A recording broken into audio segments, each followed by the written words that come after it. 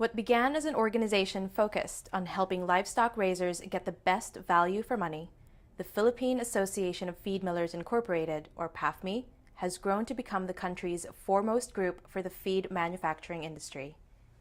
Tonight, as pafmi celebrates its 60th year, we take a look back at the people and milestones that helped make pafmi the industry powerhouse that it is today.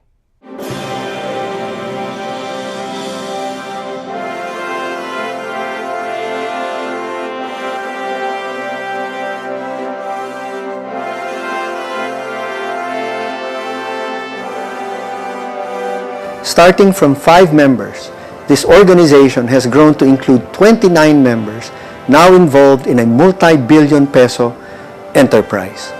We provide employment to thousands of people, coming from company employees all the way down to the livestock raisers that use our feed. At the same time, we also provide income and employment to the thousands of corn farmers in the Philippines. As we work with the government, as we liaison with the government, we are allowed to import cheap raw materials that allow us to make our feed prices as competitively priced as possible. This is all aligned with the government's trust to provide food for every Filipino plate. Formed in 1951, pafmi first stood for Philippine Animal Feed Manufacturers Incorporated, with the original vision of furthering the development of the feed milling industry in the Philippines, which, at that time, was directly linked to the cost of producing swine, poultry, and other livestock. Pafmi set out to acquire raw material for its member firms at better rates by ordering in larger quantities.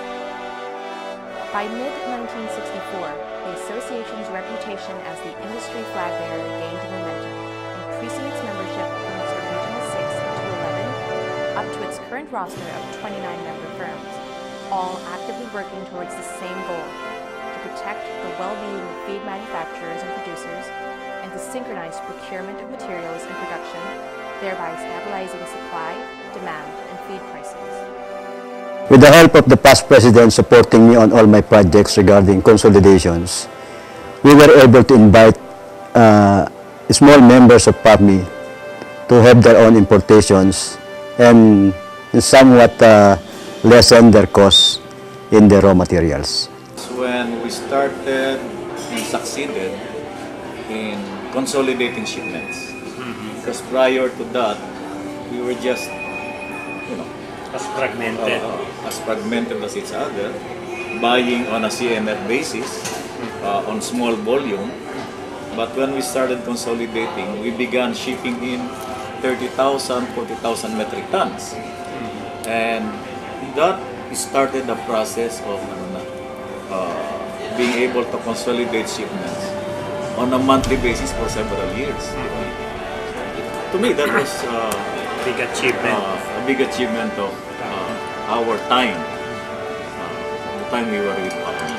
And that contributed to tremendous lowering of the cost of feeds, which eventually benefited the farmers. Yeah.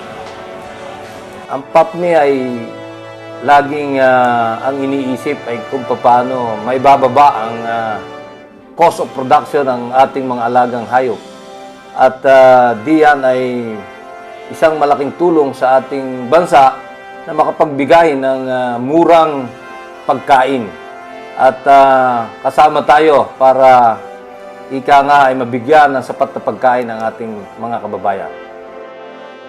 More than just a professional organization that provided benefits and industry assistance to its members, pafmi also became an agent of change through its participation in government advisories and policymaking, as well as helping make the industry competitive in the global marketplace. We therefore hope that now that pafmi is a much larger organization with many young people, the world and the industry is such a big opportunity for everybody to move forward, be a bigger organization, be a more potent organization to still help in supporting the industry, which is actually supporting our population. The government started consulting us on a lot of industry issues. Previously, they just make decisions, regulations, and so on. But when PAPMI became a more influential organization, they started consulting us on a lot of these things, like with the weight issue, the standardization of the feeds industry, tariff matters, taxes, and so on. They started talking to us and getting our views. Previously, nobody even looks at what we're doing, and the standards have been set because of the ability of PAPMI to consolidate. Yeah, even I remember even Secretary Montemayor then was meeting with us even after office hours. Yeah.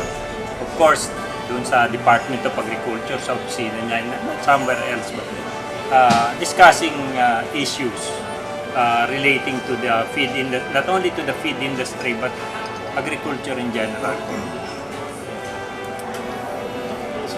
Those were good years, huh?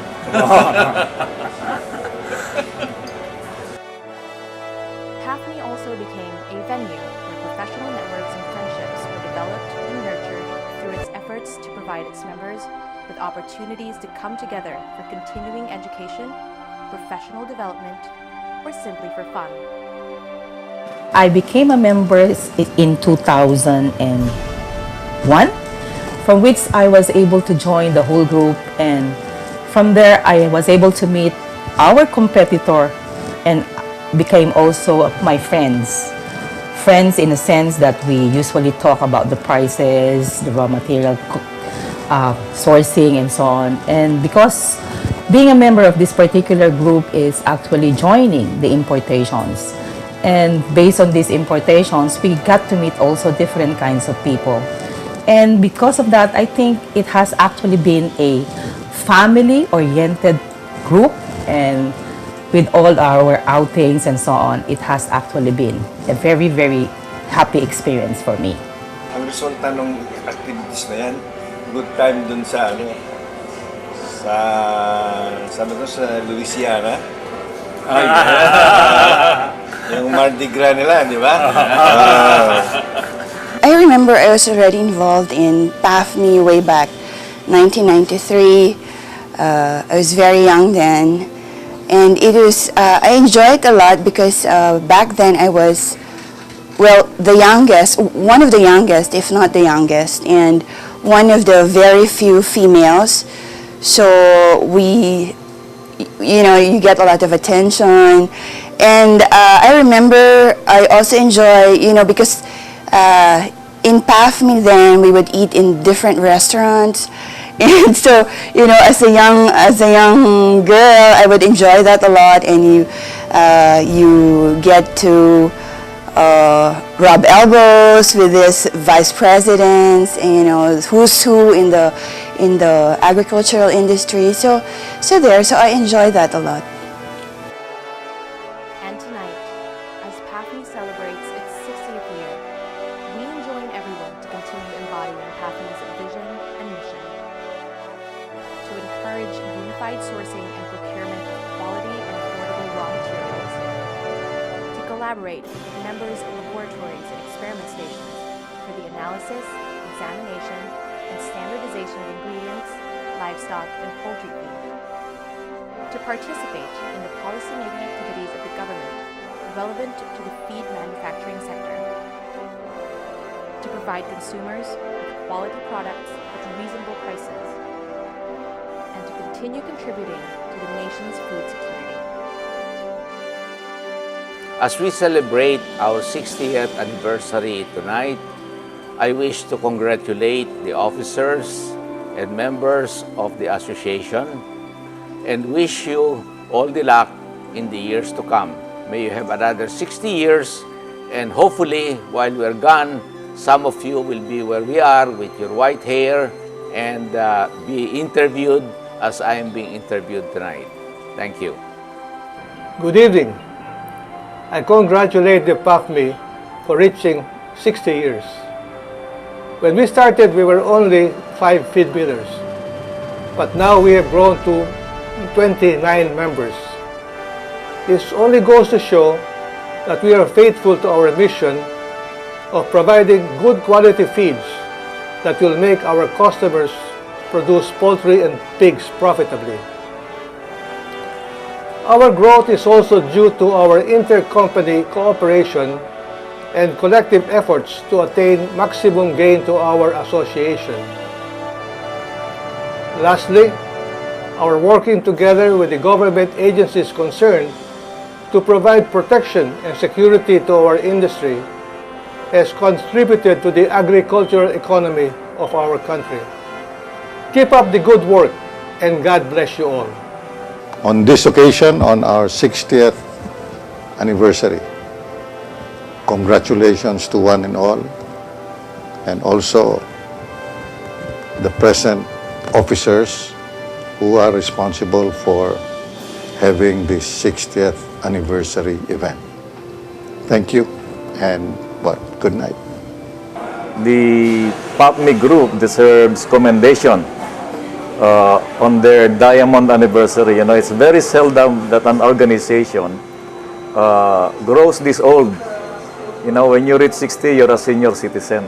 And in the terms of pafmi, they are not only a senior citizen, but they have become a very influential and powerful organization as far as the feed milling sector is concerned. Congratulations.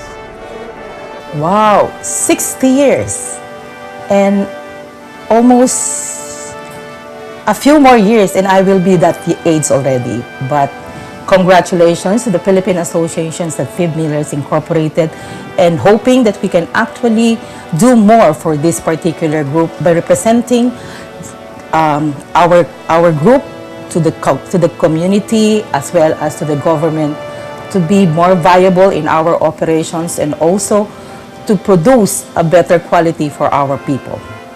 Congratulations and more power to you. pafmi all these years has always been the embodiment of friendship and cooperation and responsibility among competitors. And I hope that when at 60 years old, the pafmi, like an old senior citizen, does not stop there but continues to grow and achieve better things in the future for their members. Congratulations on your senior citizen birthday.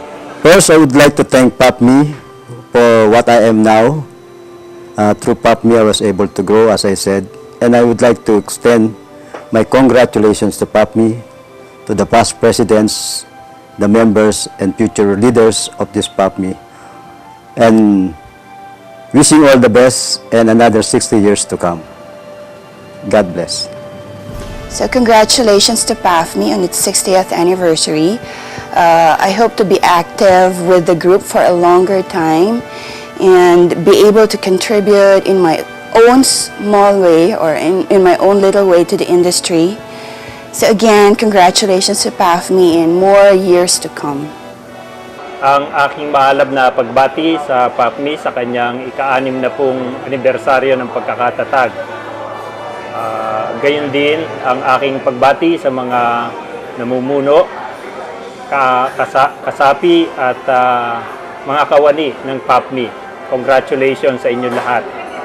Ang pafmi ay 60 taon na at hindi lahat ng organisasyon ay umaabot ng 60 taon.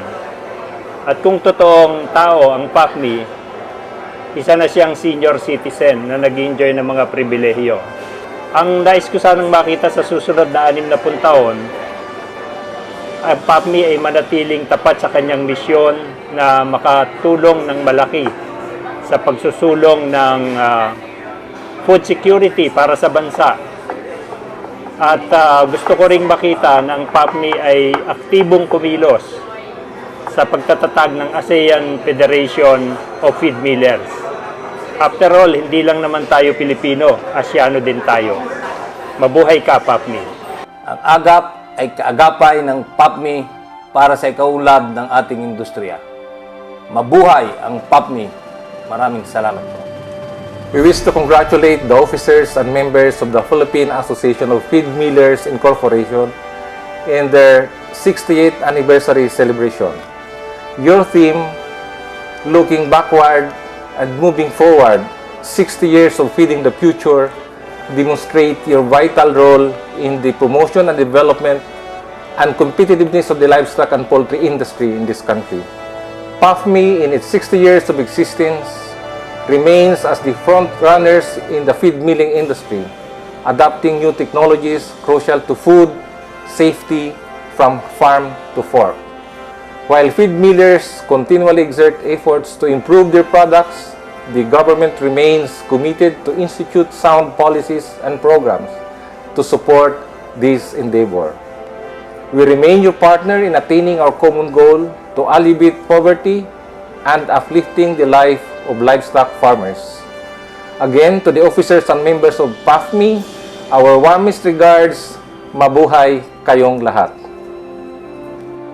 First of all, I wish to congratulate PAFMI for its 60th anniversary. Judging from the abundance of chicken, eggs, pork, and even fish that we find in the markets today, it can only reflect on the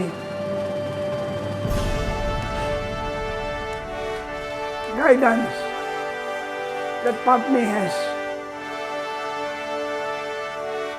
done through all these years.